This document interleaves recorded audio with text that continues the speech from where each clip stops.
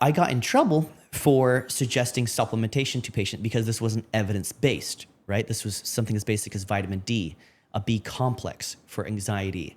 This was suggesting that I wanted to test depressed men for low testosterone. And I was brought into a meeting. It was all virtual, mind you. I did this from my home office.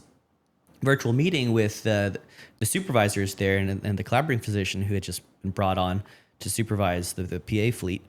And they said, if you think the male has low testosterone, why are you doing this in psychiatry? The primary care should have done this. Well, the primary care doesn't know anything about hormones, first of all. But what really was the final nail in the coffin there was recognizing vaccine injury.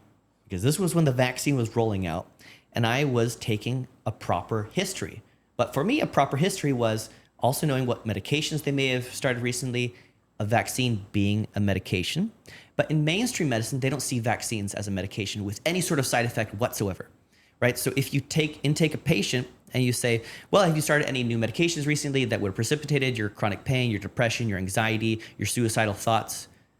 You don't talk about vaccines. I did. It was part of my assessment. And I found again and again patients getting vaccine injured and it precipitating or enhancing their underlying condition. In psychiatry, that underlying condition was depression, anxiety, bipolar, suicidal ideation, homicidal ideation. That's what I was seeing. And I recognized this, and I would have a weekly meeting with my collaborating physician. And she's like, well, how do you know this? I'm like, well, I just took a patient history. Well, can you prove this? I can't prove this. Well, you can't be associating this with the patient. So this is, this person was crazy. This was a crazy person. This physician, she wouldn't leave her home. I remember on a call with her, a UPS guy came to the door, and her daughter, she had scared her daughter about catching COVID so much. She's like, don't answer the door. Tell him just leave the package there. Super maniac. And then another nail in the coffin was when I positively described the mechanism of ivermectin against COVID. I talked to this in confidentiality with a patient.